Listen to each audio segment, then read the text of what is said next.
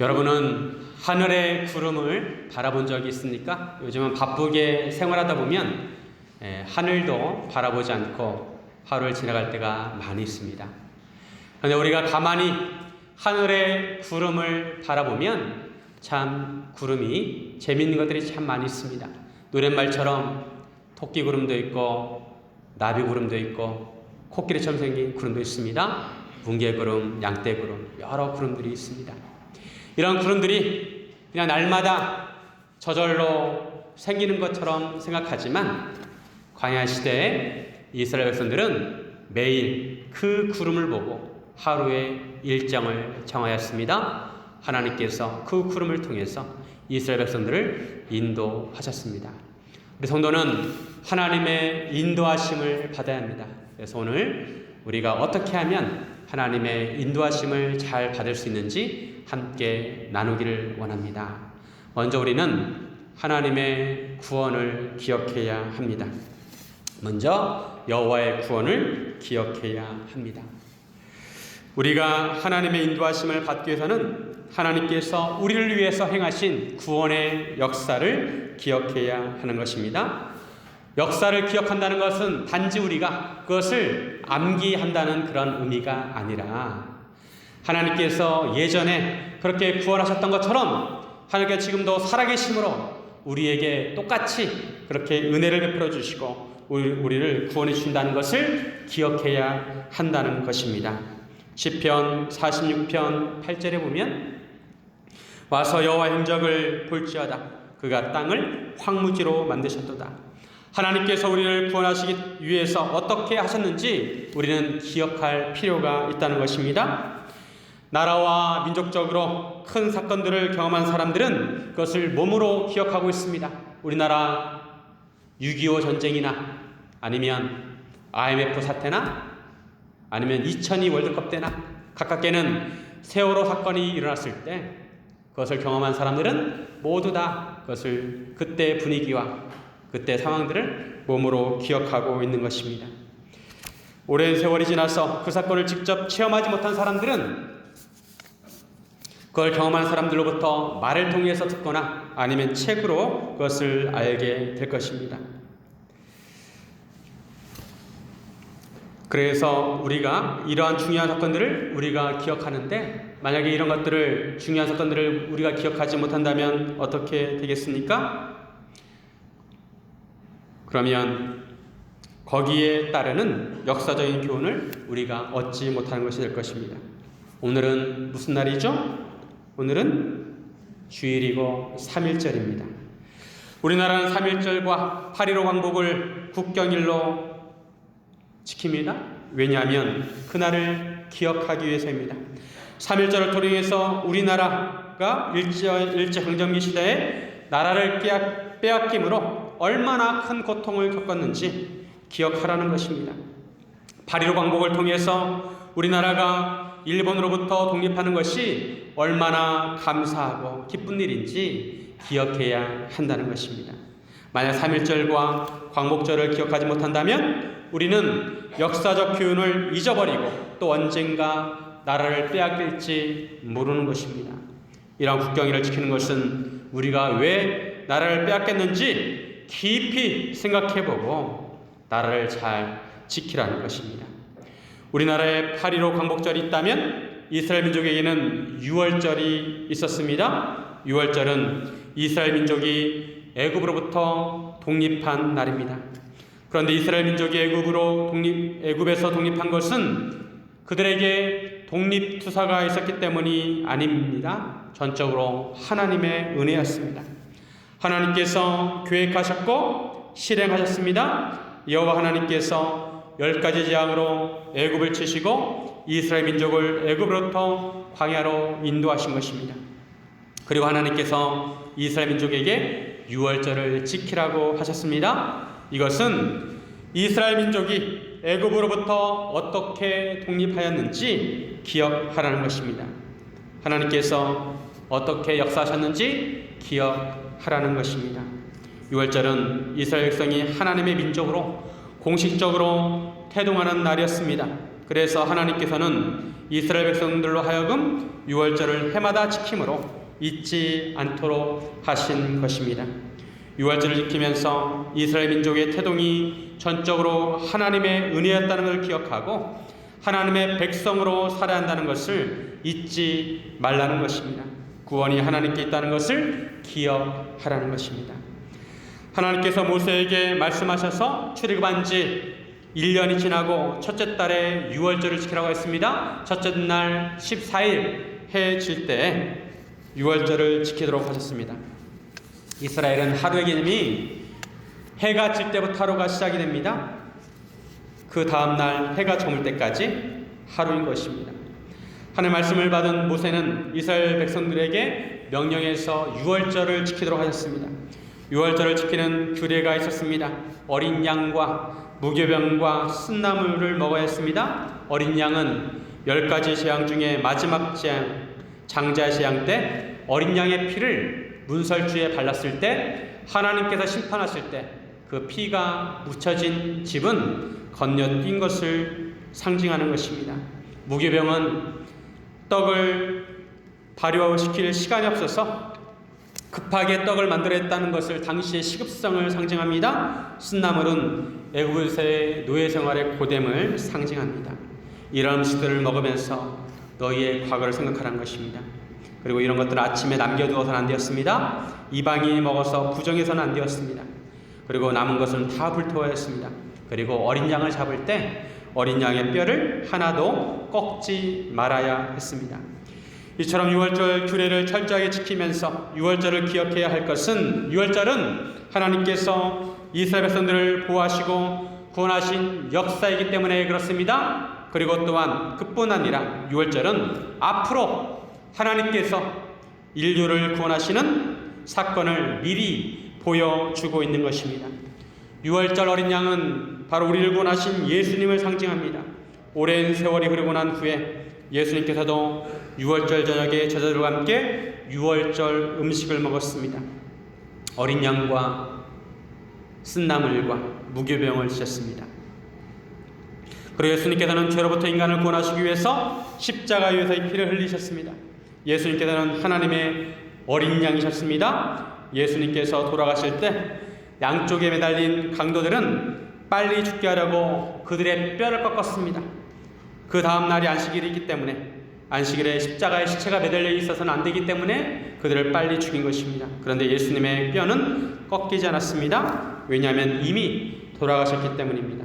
요한복음 19장 31절과 32절 군인들이 가서 예수와 함께 못 박힌 첫째 사람과 또 그 다른 사람의 다리를 꺾고 예수께 이르러서는 이미 죽으신 것을 보고 다리를 꺾지 아니하고 이처럼 예수님의 뼈가 꺾이지 않은 것은 성경을 이루기 위함이었습니다. 요한복음 19장 36절에 보면 이 일이 일어난 것은 그 뼈가 하나도 꺾이지 아니하리라 한 성경을 응하게 하려 함이라. 오늘 본문 12절의 중간에 보면 그 뼈를 하나도 꺾지 말아서 유월절 모든 율례대로 지킬 것이니라 이렇게 말씀하고 있습니다. 유월절 어린 양은 뼈를 꺾으면 안 되었습니다. 예수님께서는 하나님의 어린 양으로서 죽으시면서도 하나님의 예언의 말씀을 성취하신 것입니다. 어린 양의 피는 하나님의 구원의 표시입니다. 장자의 재앙 때 어린 양의 피를 문설주에 바르면 하나님의 사자가 그 피를 보고 건너뛰게 되었습니다. 마찬가지로 이제 예수님의 피로 예수님의 보혈로 표신된 사람들은 마지막 심판 때 하나님의 심판을 면하고 구원을 받게 되는 것입니다. 하나님께서 이 유월절을 기억하게 하신 것은 우리의 구원이 어디로부터 오는지 기억하라는 것입니다. 우리의 구원은 하나님으로부터 오는 것입니다. 우리의 구원은 예수님의 십자가 보혈로 이루어지는 것입니다. 성도는 여호와의 행적을 기억해야 합니다. 하나님의 구원 역사를 기억해야 합니다. 특히 우리가 기억해야 하는 것은 예수님의 십자가를 기억해야 하는 것입니다. 여러분 지난 한 주간 사시면서 십자가를 깊이 생각한 적이 있으십니까?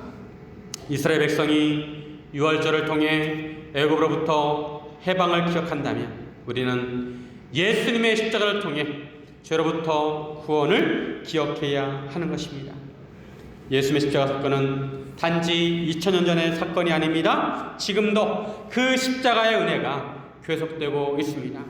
우리가 십자가를 기억하는 것은 그 은혜를 누리기 위해서입니다. 우리가 주일마다 예배를 드리는 이유가 무엇입니까? 바로 그 십자가를 기억하기 위해서입니다. 우리의 구원이 어디에서 오는지 잊어서는 안 되는 것입니다.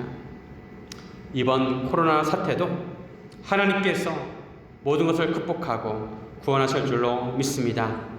사랑하는 성도 여러분, 예수님의 십자가를 기억함으로 그 은혜 안에 거하시기를 주님의 이름으로 축원드립니다. 둘째로, 하나님께 묻고 기다려야 합니다. 우리 하나님의 인도하심을 받기 위해서는 하나님께 묻고 기다릴 줄 알아야 합니다. 내 마음대로 살려면 하나님께 물을 필요도 없습니다. 그러나 우리가 하나님의 인도하심을 받으려면 우리는 하나님께 묻고 그 하나님의 대답을 기다려야 한다는 것입니다. 오늘 본문은 각 지파별로 계수하기 이전에 있었던 일입니다. 시기적으로 보면 민수기 중에서 가장 먼저 있었던 일이 바로 오늘의 사건입니다. 문제는 유월절은 이스라엘 백성이라면 반드시 지켜야 하는 절기인데 그 당시 유월절에 참가할 수 없었던 사람들이 있었습니다. 시체를 가까이에서 부정하게 된 사람들은 유월절 절기를 지킬 수가 없었고 하나님께 제물을 드릴 수가 없었습니다. 문제는 이처럼 유월절을 지키지 못하는 자는 그 백성 중에서 끊어지게 되었다는 것입니다.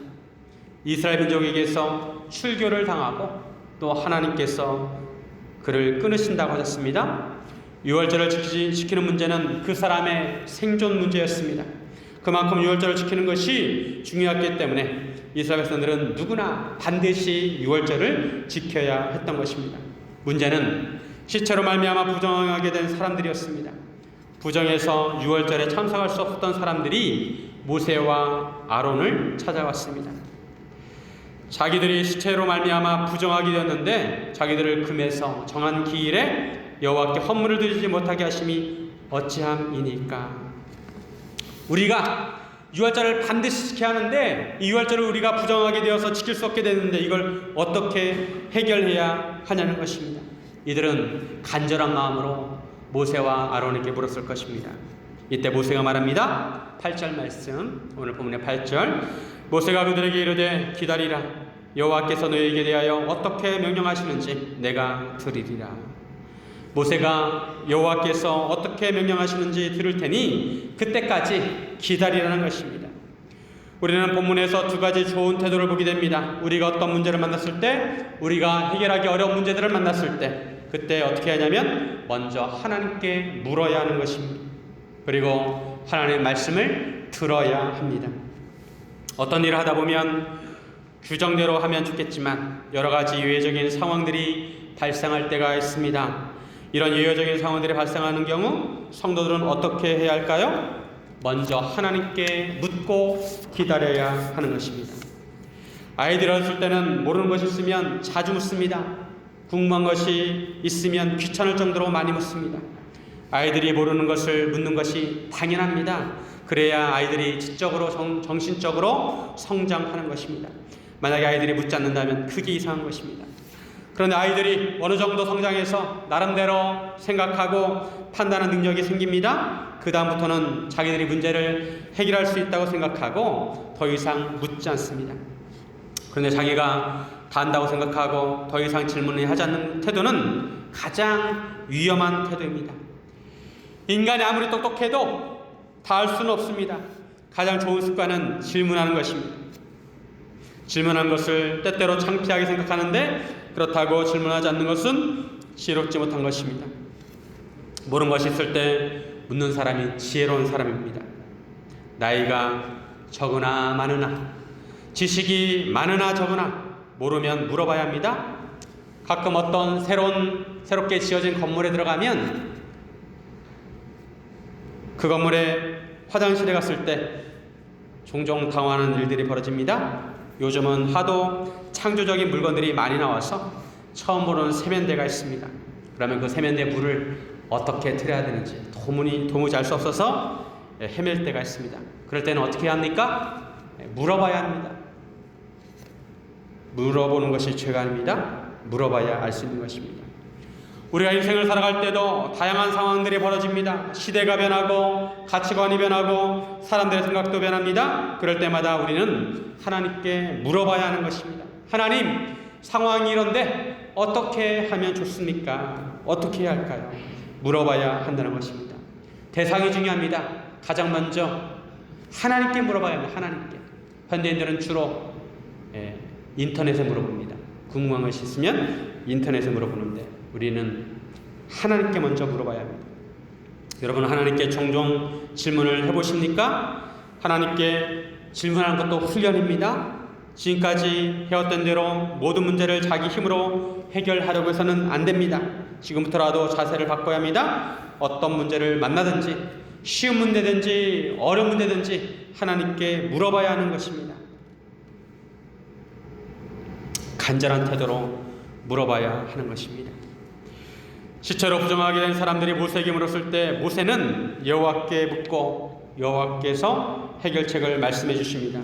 시체로 말미암아 부정하게 된 사람들은 또 그들과 먼 여행 중에 있다 할지라도 다 여호와 앞에 마땅히 유월절을 지키라고 하십니다. 단 유월절은 1월 14일인데 부정하게 된 사람들은 그날에 지키지 못하니까 그보다 한 달 뒤인 2월 14일에 지키도록 하셨습니다. 약식으로 지키는 것이 아니라 유월절 규례를 그대로 지키도록 하셨습니다.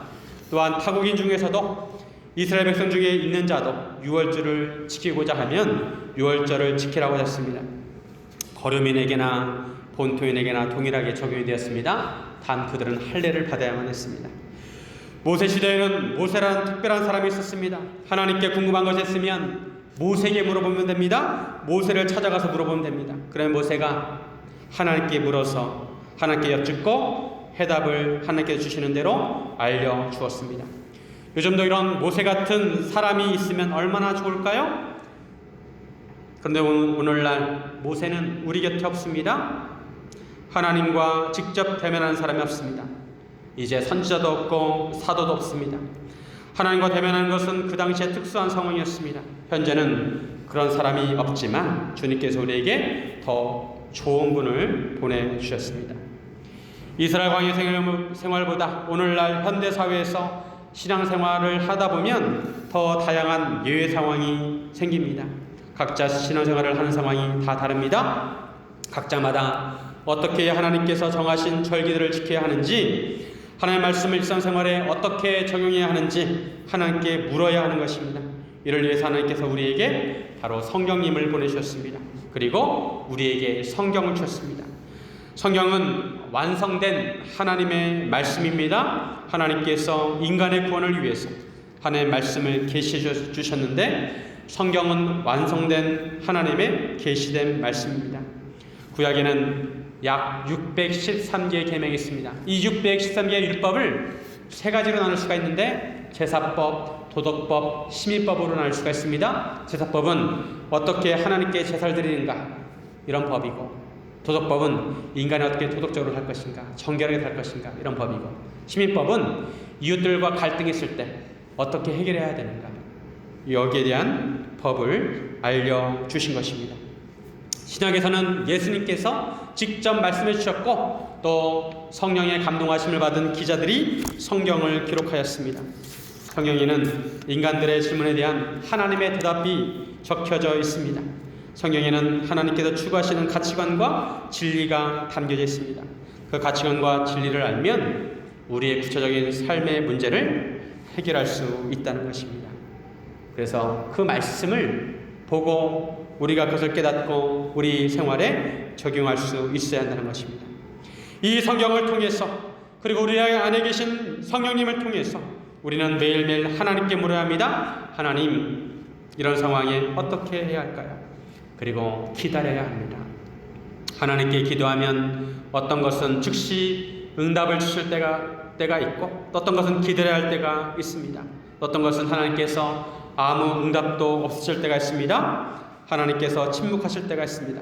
그럴 때 우리는 기다려야 합니다. 오늘 본문은 기다리라는 단어가 히브리어로 임두입니다. 임두. 멈춰서라, 머무르다 이런 뜻을 가지고 있습니다. 우리가 하나님의 대답을 멈춰서서 기다려야 한다는 것입니다. 다윗도 많은 환난과 고난 속에서 하나님께 질문을 많이 했습니다. 하나님 어떻게 할까요? 다윗은 기도의 사람이었습니다. 또한 다윗은 기다리는 사람이었습니다. 시편 27편 14절 너는 여호와를 기다릴지어다 강하고 담대하며 여호와를 기다릴지어다. 시편 62편 5절 나의 영혼이 잠잠히 하나님만 바라라. 무릇 나의 소망이 그로부터 나오는도다. 때로 기다리게 하시는 것도 기도의 응답입니다. 사랑하는 여러분, 하나님께 묻고 기다림으로 하나님의 인도하심을 받으시기를 주님의 이름으로 축원드립니다. 셋째로 하나님의 신호를 주목해야 합니다. 우리가 하나님의 인도하심을 받기 위해서는 하나님의 사인을 주목해야 합니다. 야구에서 투수가 공을 던질 때 투수가 아무렇게나 공을 던지는 것이 아니에요. 포수가 사인을 주면 그 사인에 맞춰서 투수가 공을 던집니다. 마찬가지로 우리도 하나님의 사인을 보고 하나님의 신호를 보고 하나님의 인도하심을 받아야 하는 것입니다. 하나님께서 각 시대마다 주시는 사인이 달랐는데 오늘 본문에 보면 광야 시대에는 구름으로, 성막의 구름으로 신호를 주셨습니다. 여호와 하나님께서 이스라엘 백성들을 찾아오실 때 시내산에 임재하셨습니다. 시내산에 구름이 가득하였습니다. 그리고 이스라엘 백성들이 시내산에 머무는 동안에 하나님의 말씀을 따라 성막을 지었습니다.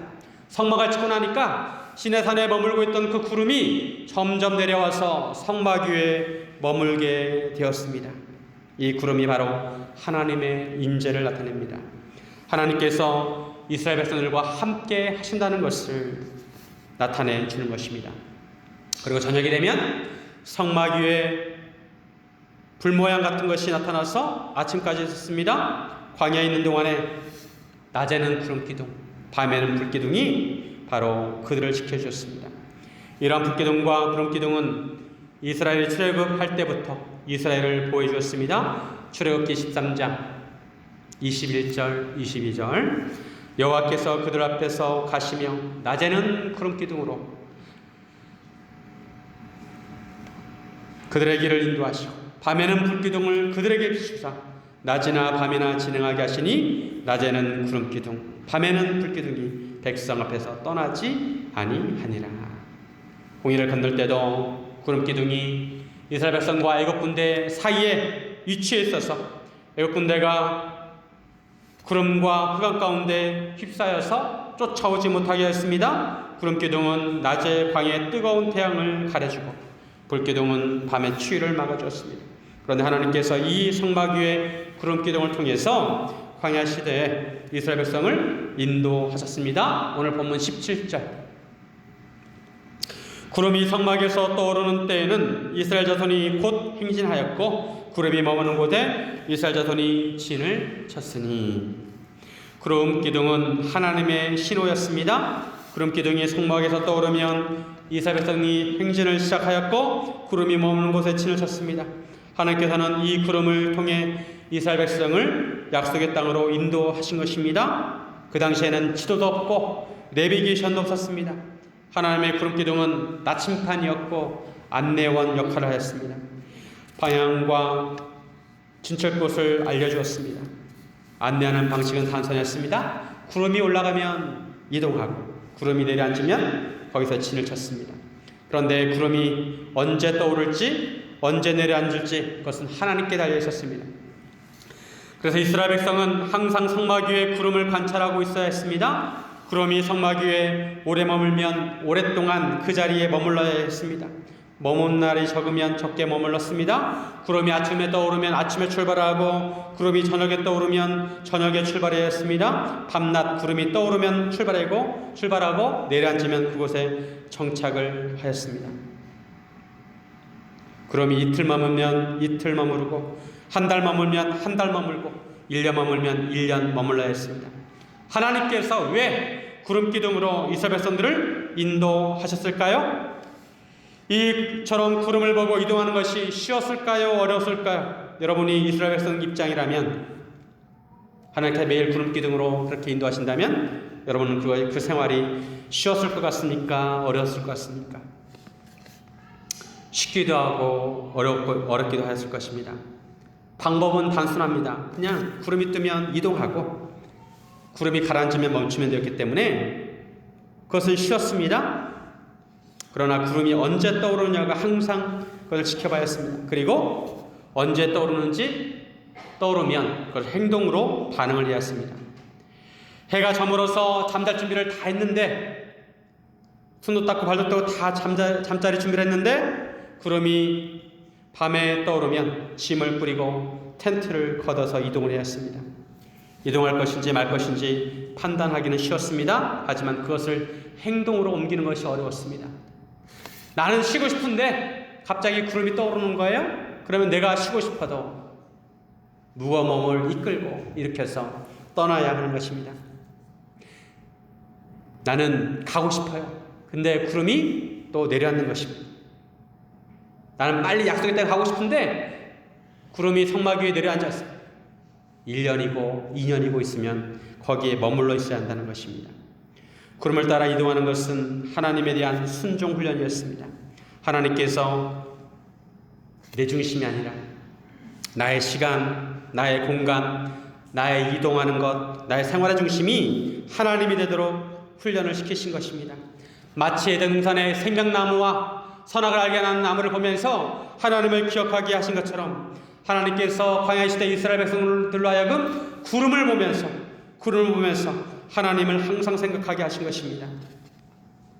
이것은 아담과 하와처럼 다른 마음을 품지 말고 항상 하나님을 주목하고 하나님을 경외하라고 하신 것입니다. 오늘 본문 17절부터 23절에 보면 반복되는 단어가 있습니다. 여호와의 명령이라는 단어가 8번 반복이 되고 있습니다. 여호와의 명령을 따라 진을 치고 행진하고 직임을 지켰습니다. 하나님께서 구름 기둥을 통해 이스라엘 백성들에게 순종 훈련을 시켰습니다. 구름 기둥을 보고 하나님의 명령을 지키도록 하셨습니다. 하나님의 명령을 따라 살도록 하신 것입니다. 모세 시대에는 하나님께서 구름 기둥을 통해 가시적으로 이스라엘 민족을 인도하셨습니다. 또한 동시에 하나님의 여호와의 명령을 주셨습니다. 그런데 오늘날에는 하나님의 성막도 없고 구름 기둥도 없습니다. 그러면 우리는 무엇을 봐야 할까요? 하나님께서는 이 시대에 무엇으로 우리를 인도하십니까? 어떻게 우리에게 사인을 주십니까? 앞에서 말씀드렸지만 하나님께서는 말씀과 성령을 통해 우리를 인도하십니다. 예수님께서는 마지막 때에 대해서 징조를 말씀하셨습니다. 무화과나무의 가지가 연해지고 거기에 잎사귀가 나오면 여름이 가까이 온 줄을 알듯이 예수님께서 마지막 때에 한 징조를 알려주셨는데 그 징조가 나타나면 마지막 때가 가까운 줄을 알라는 것입니다. 예수님께서 말씀하신 마지막 때의 징조는 민족이 민족을, 나라가 나라를 대적하여 일어나고 곳곳에 기근과 지진이 있으면 재난의 시작이라고 하셨습니다. 그때가 재난의 시작이다. 그리고 적그리스도와 거짓 선지자들이 많이 일어나고 사람들의 사랑이 식어지고 천국 복음이 온 세상에 전파되면 그제야 끝이 온다고 하셨습니다. 성도들은 이러한 성경 말씀과 함께 주변 정세도 잘 살펴야 하는 것입니다. 어떤 징조가 있는가 주변도 살펴봐야 한다는 것입니다. 시대적 흐름과 사회적 흐름도 면밀하게 관찰을 해야 하는 것입니다. 요즘 코로나19로 인해서 어려운 상황 가운데 있습니다. 확진자들이 계속 늘어나고 있습니다. 많은 사람들이 두려움 가운데 있습니다. 이런 때일수록 사랑하는 성도들은 하나님을 더욱 주목해야 합니다. 하나님을 더욱 경외해야 합니다. 성경에 보면 전쟁과 전염병과 기근이 있을 때 하나님이 바라는 마음은 무엇이냐면 제발 나한테 좀 돌아와라. 하나님의 백성들 향해서 제발 나에게 돌아오라고 하는 표시인 것입니다. 성도들은 기도하는 가운데 하나님의 뜻을 살피고 구해야 하는 것입니다. 모든 우주 만물과 세계를 주관하시는 하나님께서 어떤 뜻을 가지고 계신지 구해야 하는 것입니다. 한편으로 우리 자신을 살펴야 합니다. 하나님의 말씀에 어긋나는 것이나 잘못이나 죄가 없는지 살펴봐야 합니다. 죄나 잘못이 있으면 회개해야 하는 것입니다. 교회적으로 국가적으로도 죄악이 있으면 이때 회개해야 하는 것입니다. 그래서 한 가지 제안드리고 싶은 것은 이번 주에 성도님들이 자발적으로 한 끼라도 금식하면서 나라와 국가를 위해서, 교회와 우리 자신을 위해서 기도했으면 좋겠습니다. 한 끼라도 금식하면서 기도하시기를 바랍니다. 그리고 이런 때일수록 성도들은 이웃사랑을 실천해야 합니다. 한국 기독교 초기에 윌리엄 제임스 홀 선교사님은 약혼녀와 함께 한국에 왔습니다. 그래서 한국에 와서 결혼식을 했어요. 그런데 결혼하고 나서도 이 선교사님은 평양에서 사역을 하고 또 부인은 서울에서 사역을 했습니다. 그래서 결혼하고도 서로 따로 떨어져 생활을 하였다고 합니다. 이 윌리엄 제임스 홀 선교사님은 1894년에 청일전쟁 때 평양에 들어온 청나라 군인들이 병을 옮겨왔는데 발진티푸스라는 병을 사람들에게 옮겼어요. 그래서 이 선교사님이 밤낮 없이 그런 환자들을 치료하다가 과로로 인해서 본인도 그런 전염병에 걸리게 되었습니다. 그리고 서울에 와서 치료를 했지만 35세의 나이로 한국에 온 지 3년 만에 3년도 채우지 못하고 소천하게 되었습니다. 선교 생활과 결혼 생활 다 짧은 그런 생활을 갖게 되었습니다. 아무런 대책 없이 전염병자를 돌보다가 희생을 한 것이 아니라 하나님의 사랑을 가지고 희생하는 마음으로 이웃을 섬겨야 한다는 것입니다. 거동이 불편하신 분들과 홀로 계신 분들에게 관심을 가져야 하는 것입니다. 한편으로 성도는 이웃들의 건강을 돌볼 필요가 있습니다. 어디가 감염된 지역인지, 어떤 사람이 감염된 사람인지 모르기 때문에 내 자신이 나 자신도 모르는 사이에 피해자가 될 수도 있고 또 내 자신이 모르는 사이에 다른 사람에게 가해자가 될 수도 있습니다. 그렇기 때문에 요즘 한국 교회에 대해서 계속 방송에서 언론에서 말을 하고 있습니다. 예배를 드리려면 모여야 하는데 또 바이러스를 예방하려면 흩어져야 한다는 것입니다. 이런 상황 때 우리는 여러 가지를 우리는 고려해야 하는 것입니다. 지금이 분명 위기의 때임은 분명합니다. 이런 때일수록 성도는 마음속에 하나님의 구원을 기억하며 십자가를 그려야 합니다. 위로는 영적으로 바짝 깨어 있어야 합니다. 그리고 옆으로는 주님의 사랑을 가지고 이웃을 섬겨야 하는 것입니다. 한 가지 부탁드리고 싶은 것은 여러 가지 상황으로 예배를 드리지 못하는 분들도 있습니다. 각 성도마다 각 교회마다 대처하는 방법이 다 다릅니다. 그것은 각 성도마다 각 교회마다 상황이 다르기 때문입니다. 이를 가지고 서로 비교하면서 이분법적으로 생각해서는 안 된다는 것입니다. 교회에 나와서 예배를 드린다고 믿음이 좋은 것도 아니고 가정에서 예배를 드린다고 믿음이 약한 것도 아닙니다. 우리 믿음에 대한 평가는 오직 하나님께서 하시는 것입니다. 우리는 각자 기도하는 가운데 하나님의 인도하심을 따라 주어진 자리에서 최선을 다하면 되는 것입니다. 사랑하는 여러분, 이 시대의 성도로서 기도하는 가운데 하나님의 선하신 인도하심을 받으시기를 주님의 이름으로 축원드립니다. 이렇게 기도하겠습니다. 사랑과 은혜 하나님 아버지, 우리를 항상 보호하시고 인도하시는 줄로 믿습니다. 우리 하나님의 구원 역사를 기억하고 항상 하나님께 묻고 하나님의 인도하심을 기다리게 하시고 항상 하나님을 경외하게 하여 주옵소서. 코로나19가 속히 진정되게 하시고 백신이 개발되게 하여 주옵소서. 우리나라와 모든 교회와 모든 성도를 보호하여 주옵소서. 이런 때일수록 더욱 하나님 앞에 겸비하고 하나님의 뜻을 간구하게 하여 주옵소서. 감사드리며 예수님의 이름으로 기도드립니다. 아멘.